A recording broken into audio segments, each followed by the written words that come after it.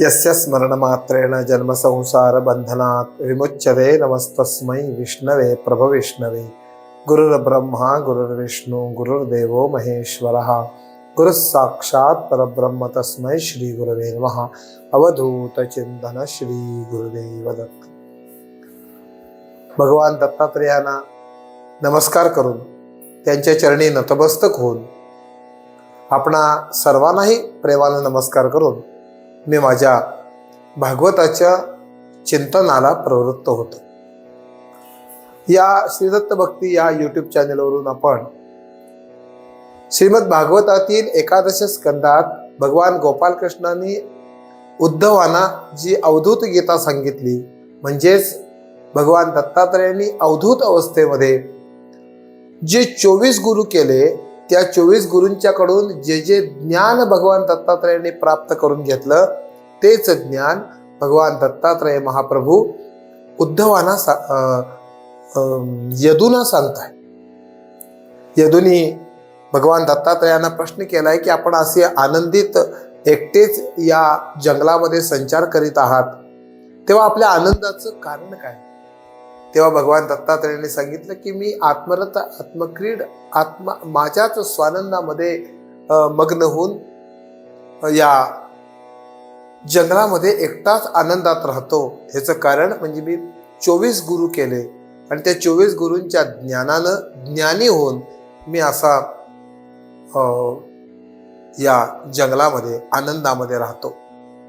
आणि भगवान दत्तात्रेयांनी यदूंना आपले एक एक गुरु आणि त्यांच्याकडून घेतलेलं ज्ञान सांगायला सुरुवात केली। आपण 20 गुरूंच्या ज्ञानाचा विचार केलेला आहे। मागच्या वेळी आपण भगवान दत्तात्रेयांचा 20वा गुरु कुमारी कंकण आणि त्या कुमारी कंकणाकडून भगवान दत्तात्रेयांनी जे ज्ञान घेतलं त्या ज्ञानाचा विचार केला। आता भगवान दत्तात्रेयांचा 21वा गुरु आहे सर्प। भगवान दत्तात्रेयांनी या सर्पाकडून या सापाकडून कोणता गुण घेतला? तर भगवान दत्तात्रेय सांगतात की यदूंना की जर आपल्याच स्वानंदात राहायचं असेल, आपल्याच आनंदामध्ये मग्न राहायचं असेल, तर ज्या ठिकाणी आपल्याला लोक जाणतात, म्हणजे ज्या ठिकाणी आपल्याला लोक ओळखतात, त्या ठिकाणी राहू दे। सर्प, या सर्पाकडून घेण्यासारखे एवढे गुण आहेत, एक एक गुणाचा आपण विचार करूया। वासुदेवानंद सरस्वती स्वामी महाराज दत्त महात्म्यामध्ये सांगतात की ज्या ठिकाणी आपल्याला लोक ओळखतात त्या ठिकाणी कधीही राहू नये।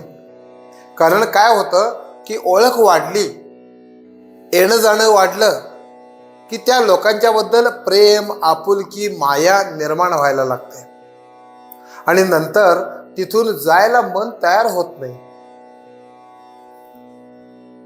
दुसरी गोष्ट काय आहे की ज्या ठिकाणी लोक आपल्याला ओळखतात त्या ठिकाणी लोक येऊन एवढा उपद्रव देतात, काही ना काहीतरी प्रश्न तरी विचारतील, काही आपले दुःख सांगतील, समस्या सांगतील, त्या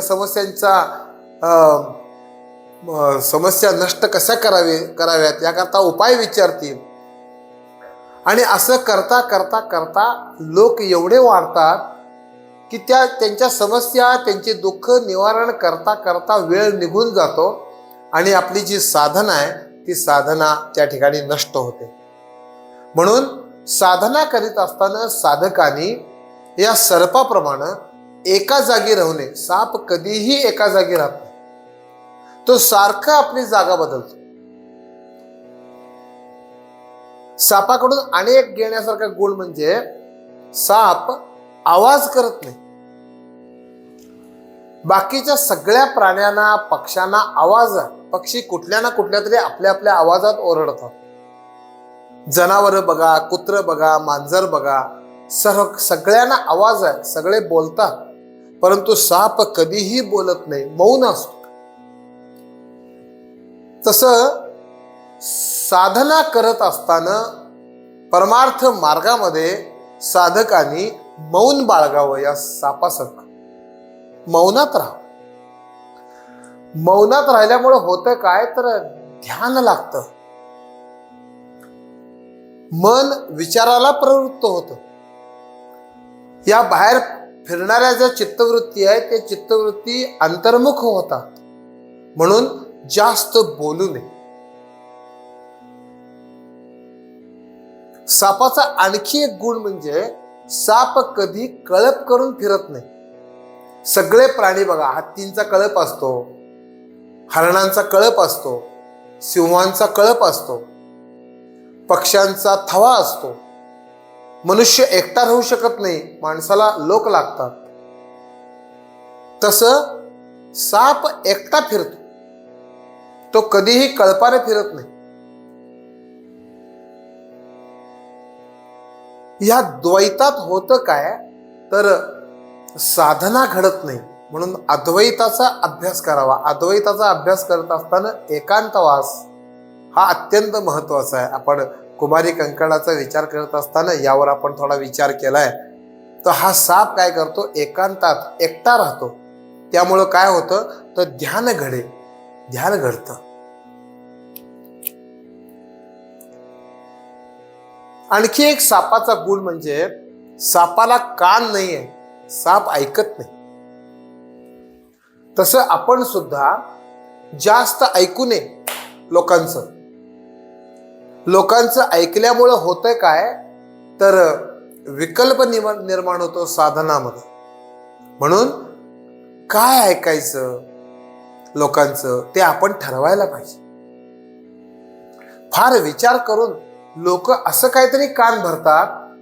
आता घरामध्ये भांडणं होतात, तंटे होतात, मित्रांच्यात तंटा होतो, भांडण होतो. का तर असे कोणतरी आग लावे असतात, ते कानात येऊन आपल्या काहीतरी सांगतात, कान भरतात आणि आपलं मन विचलित होतं, चित्त विचलित होतं. त्यामुळं साधना घडत नाही, ध्यान घडत नाही. म्हणून ऐकू नये.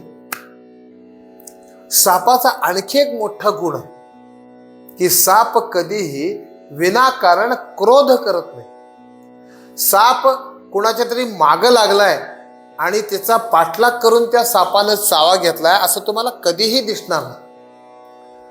जोपर्यंत लोक त्याच्या शेपटीवर पाय देत नाही तोपर्यंत तो चावत नाही. बघा तुम्ही, कधीही विनाकारण क्रोध करत नाही. कारण क्रोध हा फार मोठा शत्रू आहे. क्रोधात भवति सम्मोहः, सम्मोहात स्मृतिविभ्रमः, स्मृतिभ्रंशात बुद्धिनाशो, बुद्धिनाशात प्रणश्यति. भगवान गोपालकृष्ण अर्जुनाला सांगतात की क्रोधामुळं काय काय होतं. क्रोधात भवति सम्मोहः, सम्मोहात स्मृतिविभ्रमः, स्मृतिभ्रंशात बुद्धिनाशो, बुद्धिनाशात प्रणश्यति. या क्रोधामुळं आपला नाश होतो. क्रोध करायचं नाही, सतत शांत राहायचं. एकनाथ महाराजांना शांती ब्रह्म असं म्हणतात. कधीही रागवायचे नाही नाथ महाराज, कधीही रागवायचे नाही. शांती ब्रह्म, शांत असायचे. त्यांच्या चरित्रातली एक कथा आहे की एक ब्राह्मण पैठणला आला. कशा करता आला तर त्याला आपल्या मुलीच्या लग्नाकरता 200 रुपये पाहिजे होते आणि ते नाथांच्याकडून मागून घ्यावेत म्हणून हा नाथांच्या घराकडे चाललेला. वाटेत एक टोळकं बसलेलं वडाच्या झाडाखाली गप्पा मारत. त्यांना हा गडबडीनं जाताना दिसला म्हणून त्यांनी त्याला हाक मारली. म्हटले इकडे या, का आलाय. त्यांनी सगळं सांगितलं की असं असं मुलीचं लग्न आहे, जवळ पैसे नाहीत, नाथांच्याकडून काही मदत होती का. नाथ बाबांच्याकडं घरी चाललोय. ते म्हणाले त्यांच्याकडे गेल्यानंतर मिळतीलच असं सांगता येत नाही, परंतु आम्ही तुला 200 रुपये देतो. तू एक काम करायचंस की नाथांना राग यायला लावायचा. त्यांना राग यायला पाहिजे. त्यांना जर राग आला तर आम्ही तुला 200 रुपये देतो. तो म्हणाला ठीक आहे. हा नाथांच्या वाड्यावर आला आणि दारात उभारून नाथांना अर्वाच्य शिव्या द्यायला सुरुवात केली.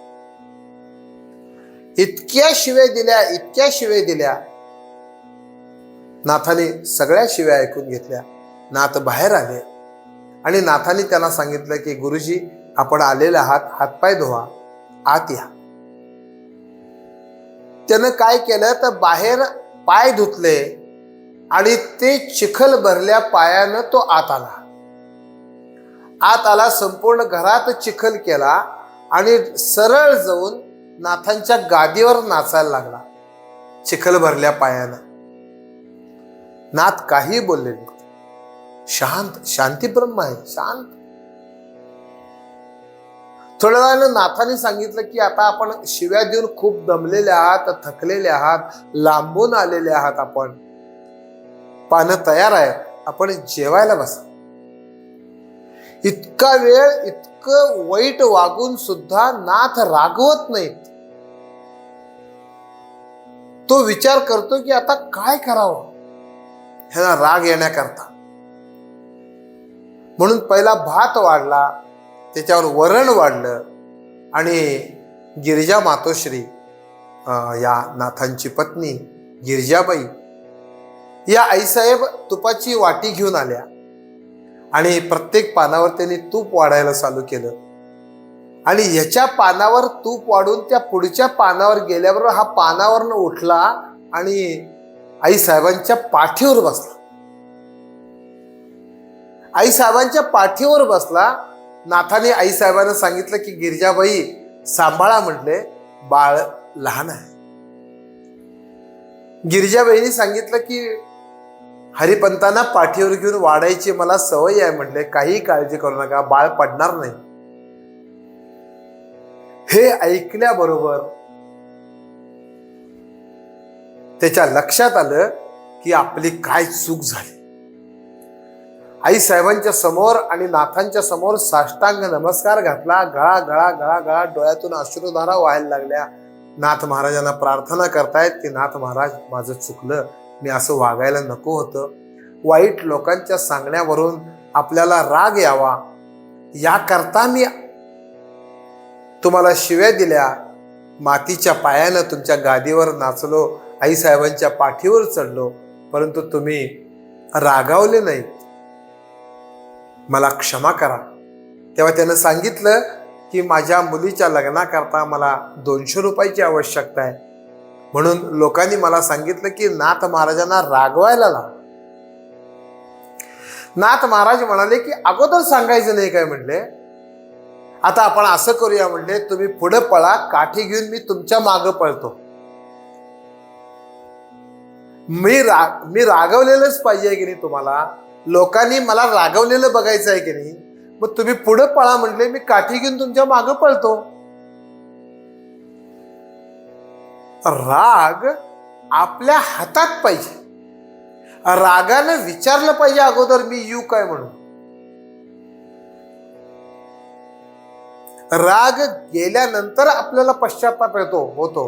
राग आल्यानंतर क्रोधात भवती सम्मोह म्हटलंय, संमोहन होतं. आपल्याला समोरचा कोण आहे काय आहे याचा विचार न करता राग आला की आपण कसं वाटेल तसं बोलतो. आणि राग गेल्यानंतर आपल्याला त्या गोष्टीचा पश्चाताप होतो. रागानं अगोदर विचारायला पाहिजे मी येऊ काय म्हणून. राग आपल्या स्वाधीन पाहिजे. हा जो साप आहे, हा साप कधीही रागवत नाही, क्रोध विनाकारण करत नाही. जोपर्यंत तुम्ही त्याच्या शेपटीवर पाय देत नाही तोपर्यंत तो चावत नाही. तो चावतो का, तर स्वतःच्या रक्षणाकरता तो चावतो. त्याला स्वतःचं रक्षण करायचं आहे. तुम्ही जर त्याच्या अंगावर पाय दिला तर तो चावतो, नाही तर विनाकारण तो कधी चावत नाही. त्याला जेव्हा भीती वाटते, भय निर्माण होतं, तेव्हा तो चावतो. नाथ महाराजांनी एकनाथी भागवतामध्ये सांगितलं की साप कात टाकतो, तसं साधकांनी काय करावं की या देहाला मी असं मानू नये. साप कशी कात उतरून टाकतो तसं या देहाला बाजूला करून मी कोण आहे याचा सदोदित विचार करावा. हा देह म्हणजे मी नाही आहे. मी तो परब्रह्म परमात्मा आहे. मी स्वतः तत्वमसी हे महावाक्य काय सांगतं, तर तत्व म्हणजे तो परमात्मा मी आहे. तर तो जो मी आहे माझ्यामध्ये असलेला आत्मस्वरूपानं राहणारा, त्याला प्राप्त करून घेण्याचा प्रयत्न करायचा आहे. परंतु आपण काय करतो, हा देह म्हणजेच मी आहे असं समजायला लागतो. त्यामुळं त्या आत्म्याकडं आपलं लक्ष जात नाही किंवा त्या आत्म्याचा आपल्याला विसर पडतो. म्हणून साप जशी कात उतरून टाकतो तसं आपण हा देहाचा अहंकार आहे हा उतरून टाकावा. देह म्हणजे मी नाही आहे. जीवो ब्रह्मैव नापरा, ब्रह्म सत्य जगन मिथ्या, जीवो ब्रह्मैव नापरा. जीव म्हणजे प्रत्यक्ष परब्रह्म आहे. तो परब्रह्म रूपानं आत्मरूपानं आपल्यामध्ये राहतो. त्याला ओळखण्याचा प्रयत्न करावा. जसं साप कात टाकतो तसं आपण हा देहाचा जो अहंकार आहे, मी म्हणजे देह आहे असं जे आपण मानतो, तो अहंकार नष्ट व्हावा आणि देह म्हणजे मी नाही आहे. तर तो जो मी आहे देहामध्ये राहणारा, तो मला कसा प्राप्त होईल याकरता प्रयत्न करावा.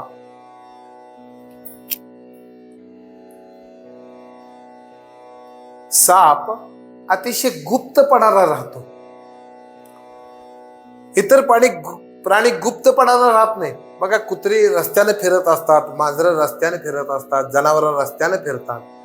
परंतु साप कधी रस्त्यावरनं फिरलेले तुम्ही बघितलेत काय?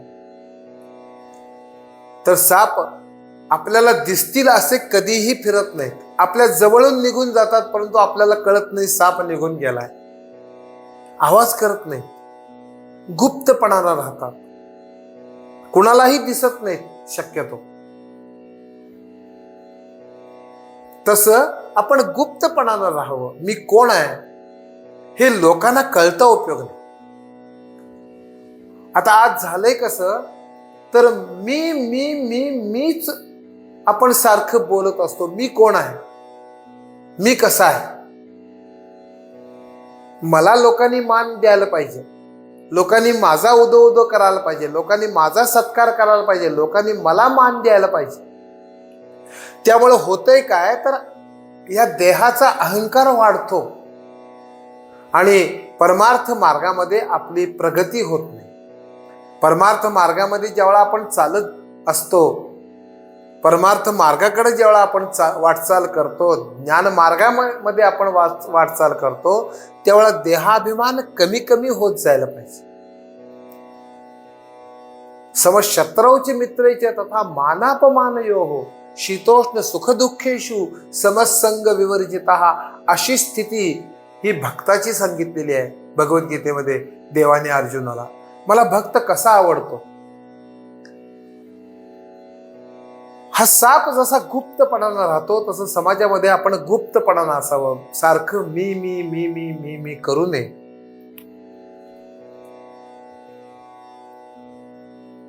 सापाचा आणखी एक मोठा गुण आहे, साप कधीही घर बांधत नाही. तसं घर बांधू नये. स्वामी महाराज दत्त महात्म्यामध्ये सांगतात की ग्रहारंभच मुळात दुःखाला कारण आहे. कारण हे संपूर्ण जग आहे, हे जग अशाश्वत आहे. हा देह अशाश्वत आहे, नष्ट होणार आहे, नाहीसा होणार आहे. तसंच कितीही जरी आपण भारी घर बांधलं, कितीही चांगल्या प्रकारचा बंगला बांधला, 4 नाही 5 मजली बंगला बांधला, तरी तो अशाश्वतच आहे, तो नाहीसा होणार आहे, नष्ट होणार आहे. ज्या अर्थी मीच जर नष्ट होणार आहे, मीच जर नाहीसा होणार आहे, मृत्यू मला घेऊन जाणार आहे, तर हे घर बांधायचं कशाला? हे जे ज्ञान आहे, हे ज्ञान गृहस्थाश्रम्यांच्या करता नाही आहे, हे साधकांच्या करता आहे. ज्यावेळेला साधन मार्गामध्ये आपण साधना करत असतो, तेव्हा असे कित्येक साधक आपण बघतो की जे आश्रम बांधतात, मोठे मोठे आश्रम बांधला की त्या आश्रमाच्या व्यवस्थेकरता त्या आश्रमात राहावं लागतं. एका ठिकाणी राहिल्यानंतर, तो आश्रम बांधल्यानंतर त्या आश्रमाची व्यवस्था करण्याकरता पैशाची गरज असते. म्हणून पैसा मिळवण्याकरता कथा कीर्तन प्रवचन करण्याकरता समाजामध्ये हेंदावं लागतं. लोकांच्या समोर झोळी पसरावी लागते, प्रत्येकाला सांगावं लागतं आश्रम आहे, आश्रम चालवायला पाहिजे. आश्रम बांधल्यानंतर सुद्धा एक सारखी चिंता, एक सारखी विवंचना, हा आश्रम पुढे कसा चालेल, माझ्यानंतर उत्तराधिकारी कोण, तो कसा येईल, तो कसा मिळेल, ह्याची चिंता, ह्याची काळजी. या चिंतेमुळं, या काळजीमुळं होतं काय तर परमार्थ मार्गामध्ये चालत असताना साधकांना एका ठिकाणी थांबून राहिल्यामुळं ज्ञानमार्गामध्ये प्रगती होत नाही. साधनेकडं, जपाकडं, मंत्राकडं दुर्लक्ष होत. त्यामुळं परमार्थ प्राप्ती होऊ शकत नाही जीवनामध्ये आपल्या. कारण मानवी जीवनाचं ध्येयच मुळात परमात्मा प्राप्ती आहे. अहम ब्रह्मास्मी ही जी उच्च स्थिती आहे, या उच्च स्थितीचा प्रत्यक्ष अनुभव येणं हेच ज्ञान आहे. आणि ह्या ज्ञानाकरता ही सगळी साधनं सांगितलेली आहेत. आणि ही सगळी साधनं करत असताना आपण आश्रम बांधला की या ज्ञानमार्गापासून, या परमार्थ मार्गापासून आपण च्युत होतो, दूर जातो, परमेश्वरापासून दूर जातो. आपला परमार्थ पुरा होऊ शकत नाही. म्हणून साप कधीही घर बांधत नाही. आयत्या घरात, आयत्या बिळात नागोबा. रोज एक घर बदलतो, एका ठिकाणी कधीही राहत नाही, गुप्तपणानं फिरतो. तसं समाजामध्ये गुप्तपणानं फिरावं, कधीही एका जागी जास्त दिवस राहू नये. ते सुद्धा आपल्या दुःखाला कारण होतं. कारण एका जागी राहिल्यामुळं त्या लोकांच्या बद्दल आपल्याला प्रेम निर्माण होतं. आणि प्रेम निर्माण झाल्यामुळं आपण दुसरीकडे जाऊ शकत नाही त्या लोकांना सोडून. म्हणून एका जागी राहू नये, सदोदित समाजामध्ये फिरत राहावं. जास्तीत जास्त वेळ ध्यान कसं करता येईल, साधना कशी करता येईल, तपश्चर्या कशी करता येईल, एकांतात राहून या सापासारखं आपल्याच साधनेमध्ये आपण रममाण असावं, असा उत्तम गुण या सापाकडून भगवान दत्तात्रेयांनी घेतला. आणि आपल्याला सांगितलं की या सापासारखं राहा. आपल्या जीवनामध्ये परमेश्वर प्राप्ती करण्याचा प्रयत्न करा. आपणही सगळ्यांनी भगवान दत्तात्रेयांच्या या सर्प गुरुला नमस्कार करूया. दत्तात्रेयांनी या सर्पाकडून अनेक गुण घेतलेले आहेत. हे गुण आपल्यामध्ये कसे घेता येतील, मानवी जीवन कसं कृतार्थ होईल, मानवी जीवन कृतार्थ होण्याकरता या गुणांची अतिशय आवश्यकता मानवी जीवनामध्ये आपल्याला आहे, ते आपल्यामध्ये कशी येतील याकरता आपण प्रयत्न करावा. आपले नातेवाईक, मित्रमंडळी या सर्वांच्या पर्यंत हा भाग पोचवा. हा भाग तुम्हाला कसा वाटला हेही मला कमेंट करून आपण सांगा. भगवान दत्तात्रेयांच्या या सर्प गुरुला आपण नमस्कार करूया. आणि मी या ठिकाणी माझ्या वाणीला विराम देतो. केलेली सेवा भगवान दत्तात्रेयांच्या चरणी समर्पित करतो. अवधूत चिंतन श्री गुरुदेव दत्त.